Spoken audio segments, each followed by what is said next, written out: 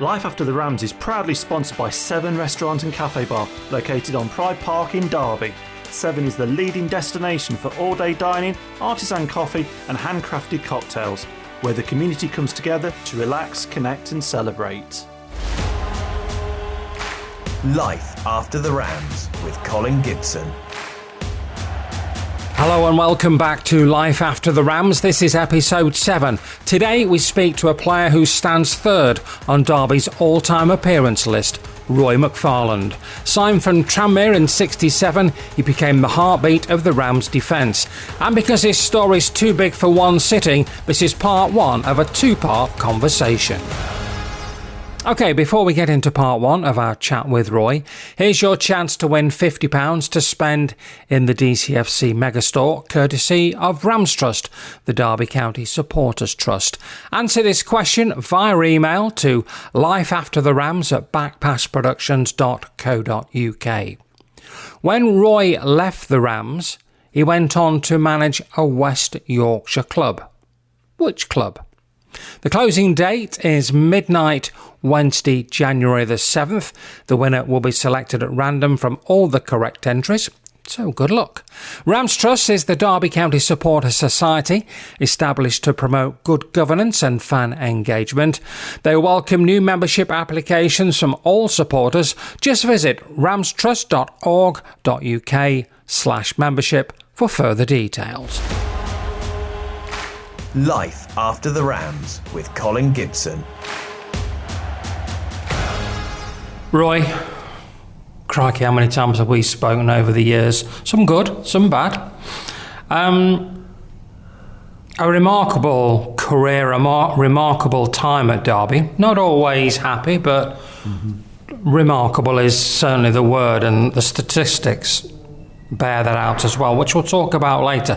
But actually, I want to talk about Roy McFarland, Derby County and England, and the old Wembley Stadium. Because you actually must have some very mixed memories of going to the old Twin Towers of Wembley Stadium.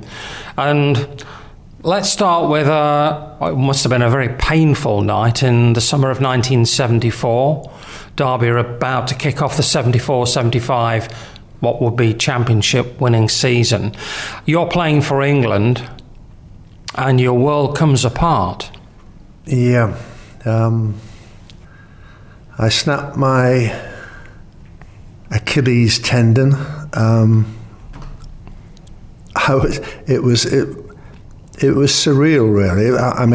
We were playing against, I think, Northern Ireland. But it was a difficult time for me then, Colin. I think, Derby still, without me in the team, won the league and deservedly won the league. And without doubt, I've got to say, Peter Daniel had a magnificent season. The guy who really stood out that season was Colin Todd. He took over my role as such, as a captain. Archie Gemmell was made captain, but Cole could and would have done that for the team. It was a difficult time. It took longer than what I thought it would do. But eventually I got to play in the last 4 games of the season, so I had a little bit of input. But really, they were very close to getting over the line anyway. But I enjoyed those last 4 games and the involvement with it. And as usual, the players that we had, the players that Dave had bought, were doing wonders. It was a super team, really strong team.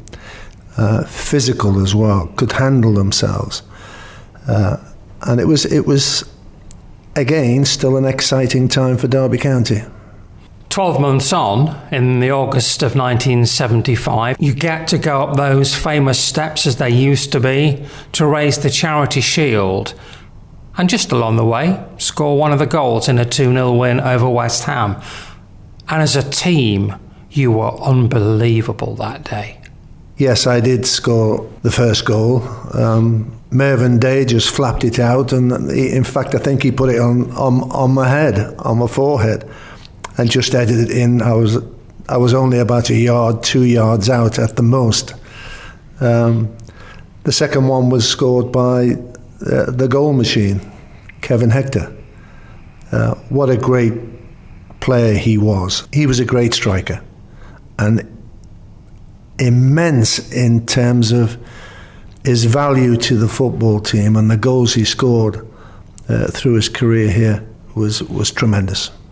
Was there a sense of redemption when you scored the goal and then you got to walk up those steps and lift that charity shield through the literal pain that you'd gone through in the 12 months preceding? Yes, Carl, yeah. Football isn't easy. Life isn't easy.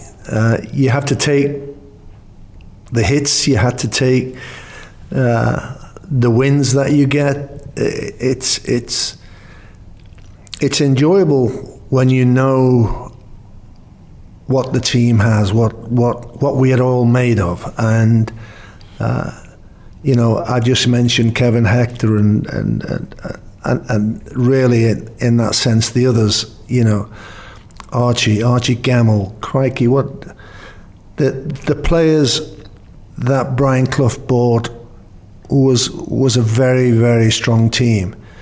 And to be fair, I think Mackay's team that he bought were just as good, if not at times a little bit better. It was a good time to be at Derby. It was an interesting time, and it was a time that probably all of us in that time would never forget. It was remarkable. It was exciting, and we had some really tough matches. Leeds United, the games, crikey, the history now, but at the time they were incredible. The likes of Arsenal, the likes of Chelsea, the likes of Liverpool and Everton as well. I mean, Liverpool was the team I wanted to play for. But obviously that didn't happen. Peter and Brian got hold of me first and convinced me that my career was going to be in Derby. Have you ever thought about if you'd have said, no, I don't want to sign for Derby, that I really want to play in front of the Kop, I want to play for Liverpool? Or is it what will be, will be? I felt that should I have done it, should I have said no to Brian and Peter, they were bloody persuasive. They told me what life's going to be like, and to be fair, it happened as they said it would happen, and it was an exciting time, I think, in my life. Yes, it was a step in the right direction. I once said to my cousin, I said, and this was the Saturday after I'd signed on the evening, on Friday evening, I said, I've made the biggest mistake of my life.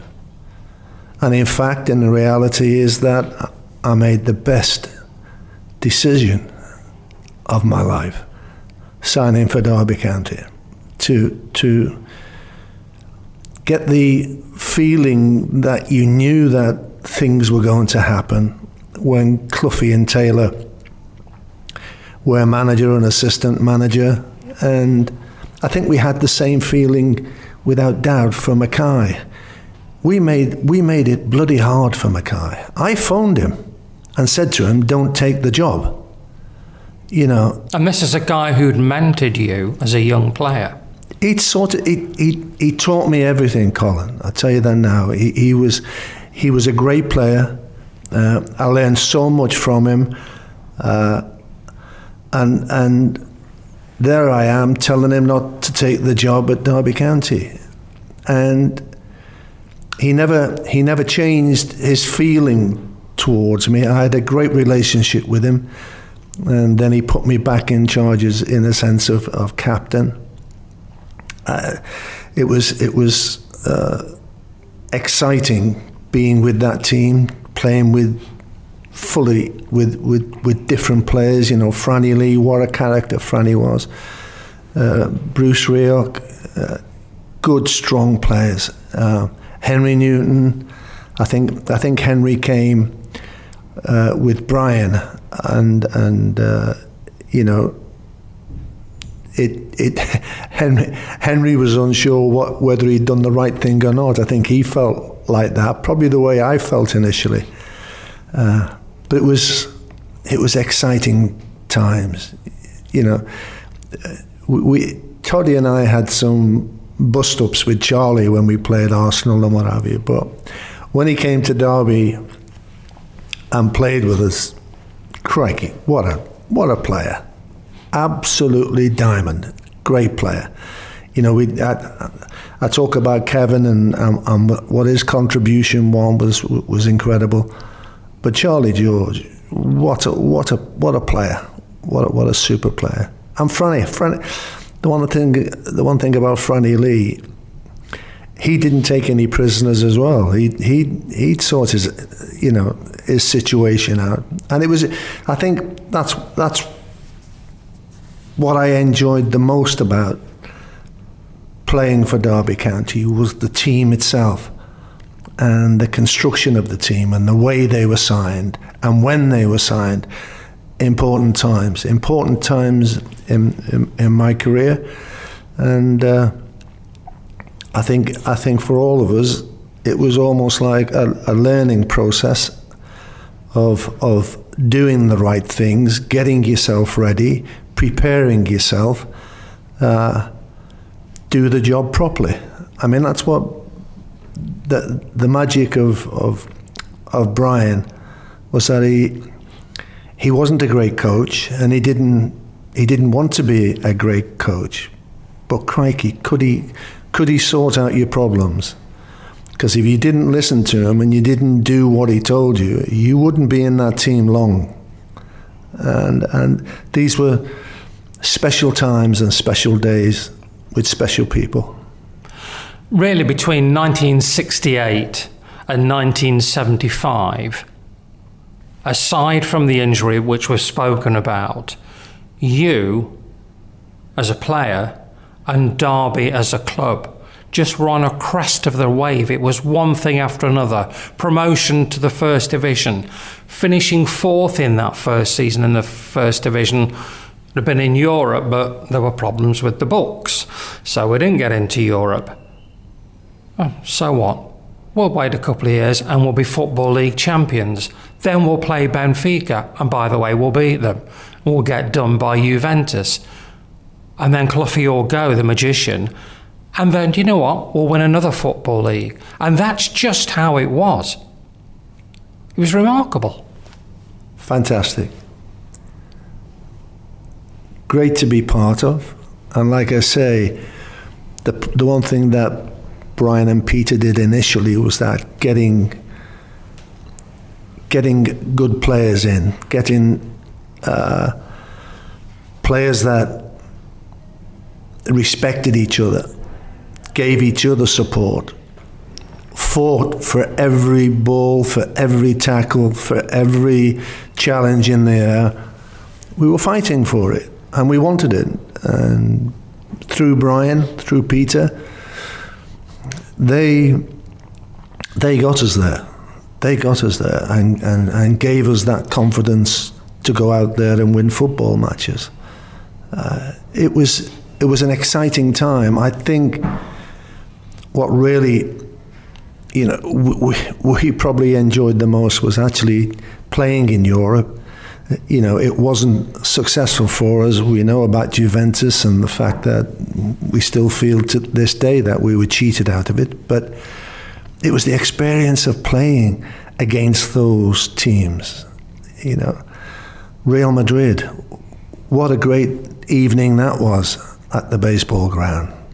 And sadly, the away game, I'm not so sure that was a penalty that Rod Thomas gave away. but it's a little bit unfair to pick him out and say it maybe could have been better. But Rod Thomas was genuine, and he was a good player. To play in front of our supporters in those home games, the feeling and the excitement of it was fantastic, and it wasn't as difficult as what we thought it probably would be, but it was still agonising, painful when you don't get through against that quality of team. To be fair, overall, I think the game in Madrid, they had the upper side, and they competed really well at home. They were fluent and they could play football without doubt.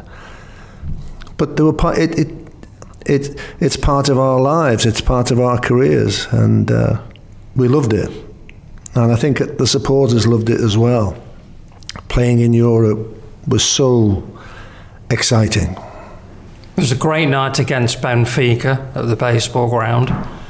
Eusebio, part of that Benfica team. And incredibly, Derby are 3-0 up at half-time. And again, Ron McFarland has scored a goal. No wonder you scored 44 goals in your time. Yeah, well, the one thing is, we had the best crosser of a ball in the team. Alan Hinton was magnificent. The corners, the free kicks. I think what he said to me was that I just tried to put it on your head or put it in line that you could come in and head it. So Ali was a great player, good professional, and I don't know what I'd have done in terms of scoring goals without Alan crossing that ball from all angles and all positions. He was, in fact, I roomed with him a little bit too much. He was good fun, and he made, I think he made not the people, but he made the players have a smile on our face, and he was good company, and he was also a bloody good outside right, outside left, whichever side he went on, he'd create chances, and he scored a few goals himself from the free kicks on the edge of the box. He was a super player, and it was a great signing. Clough and Taylor, we've got to mention them, and you've mentioned them already. Who had the most influence over you out of the two of them? Bearing in mind that years on, you would work alongside Peter Taylor at Derby. But what about as a player? Was one more influential over you than the other? I think the one thing with Brian, he'd tell you what he felt, and if you didn't respond to what he said, then like I said before, I think that you wouldn't last long in the team. But he was very strong in his feelings and how he felt. Peter was the guy who went scouting and got these players in, and Brian signed them, and Brian managed us. And like I say, it was an exciting time to be managed by those two people. Peter was, I wouldn't say as effective as what Brian was. Brian had the last shout, the last say, but Peter could give it. He would give you, as a player, a nasty chat and talk, and he was strong. He was strong in his beliefs. He was strong in what he wanted the team to be. They were really, really super managers, both of them, and to put one above the other, yeah, I'd inch Cloughie in front of Peter, without doubt. But Peter played a big part. He played a massive part in also getting Brian right, because I think when we were in Italy and we're playing Juventus, there was a get-together, a meeting of the press and Brian and Peter. But Peter didn't want to go down. He didn't want to go, and Brian forced him. He went to the room and said, "You better get your arse down here, otherwise I'm going to get slaughtered." And he did. He did turn up. Peter did go down. They had a great relationship with each other and a great partnership. Typically Derby. Let's go back to what I was talking about right at the start, Wembley. So, October 1973, you're in the England team to face Poland. You've just got to beat them, that's all. Well, perhaps not talk about the game because it's still painful however many years on it is. But England are not front page or back page news. The big news is that Brian Clough and Peter Taylor are leaving Derby County. When did you get to know about it? Do you know what, Cole? I honestly, genuinely can't remember when it all happened, when it all sank in, and all of a sudden, I mean, the one thing Brian and Peter disliked the most was that they resigned. You know, they realised they'd made a mistake. We had lots of meetings with them. They were good meetings and fruitful, and really we all thought that if we had the chance to speak to the board, then we could convince them of what they've done for the club and what they've done for us personally, but that it was not to be. On that night at Wembley, Brian came over to speak to you, didn't he? I'm not quite sure why he should have been on the pitch, but he was Brian Clough, I suppose. He can get wherever. He gets everywhere. Yeah. No, he came on the pitch and wished me all the best, and make sure that you don't come off this field without winning the game, and it was good, and none of the staff would dare come on the pitch and usher him off and say, "Come on, you can't get on you shouldn't be here, Brian," because he was doing the commentary, wasn't it, of the game, and talked about Tomaszewski, the clown, the Polish goalkeeper who pulled off save after save after save. And fun enough, Kevin had a good chance right at the end of the game, and I think with that, then could Kevin have come on earlier? It's one of those situations that if anybody's going to score a goal, Kevin Hector will score the goal for us.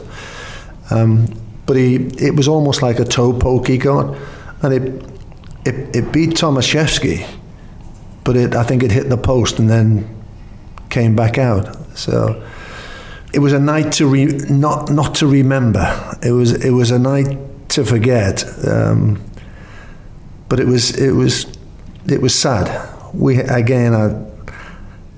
I think Bobby Moore had retired in that sense. Norman played alongside me, Norman Hunter. But it was hard. It was difficult. We didn't probably play as well as what we normally had been doing. But it's a game that we had lots and lots of chances, and sadly we didn't take one of them, which would have done it. No, okay. Let's just finish on Wembley and fast forward to 1994. Now you're manager of Derby and a chance to get Derby into the Premier League, Leicester City playoff final. Do you sometimes think that Wembley's just not the place for you to go, apart from the Charity Shield, that maybe it was a place to avoid? Because Derby were by far the better team that day, but Leicester ended up winning the game. Dead right, Colin. It was frustrating. I thought we performed well. I was delighted with the players. Felt for them because, you know, obviously I'd been a player at Derby County and had harsh times, tough times. But the players, I think we were all crying in the dressing room by the time we got back in there, and it was, you know, I went round the lot of them, give them a hug, and said, "Listen, you couldn't have done any more than what you've done." I was pleased with the way we played, and like you say, Col, I thought we had the better chances. Tommy Johnson put you ahead, fabulous goal. Paul Simpson, little through ball with that trusty left foot. And Tommy had a decent chance before, but this one he absolutely buried. Yes, yeah. You're reminding us now and giving us all the issues probably that went off. No, it wasn't to be, and I felt for all the supporters going back up the M1. Don't remind me. I know, and all the supporters of Leicester and the people at Leicester on the bridges, and difficult time. Did you sense that might be almost the end of that team that had been put together, money had been spent, the likes of, you know, Marco Gabbiadini, Craig Shaw, Darren Wassell, Tommy Johnson, Paul Kitson, they were there for a while in the following season where you were there as manager, but it soon became clear that that team was going to be broken up because money had to be brought in. Yeah. It was difficult for them as it was difficult for me, and you have to make decisions, and if you need, in a sense, to sell players to get money in, then you need to do it, and that's the way it was. It's never easy being a football manager, and I've been at quite a few clubs, not with the high echelons of the game, but probably nearer the base. But I enjoyed it. I enjoyed doing the job. It was you form relationships with players, and that gives you inspiration as a manager, and trying to do the job and trying to get success. It's difficult. It's difficult, but worthwhile when it does happen. Roy, thanks for now. In part 2, that's out on Boxing Day, you'll hear how Roy's wife met Brian Clough by accident. Don't forget your chance to win £50 to spend in the DCFC Megastore, courtesy of Rams Trust, the Derby County Supporters Trust. Just answer this question via email, lifeaftertherams@backpassproductions.co.uk. When Roy left the Rams, he went to manage a West Yorkshire club. Which club? The closing date, midnight, Wednesday, January the 7th. The winner will be selected at random from all the correct entries, and good luck with that. Now, if you've missed any of our conversations so far with Phil G, Eric Steele, Roger Davis, Sean Barker, Craig Bryson or Craig Short, they're available wherever you get your podcast. Thanks to Rams Trust for donating our prize, and thanks to 7 Restaurant and Cafe Bar in Derby for supporting us. Located on Derby's Pride Park, 7 is the leading destination for all-day dining, artisan coffee and handcrafted cocktails. With a focus on quality, seasonal ingredients and a welcoming atmosphere, 7 is where the community comes together to relax, connect and celebrate. Life After the Rams is a Backpass production.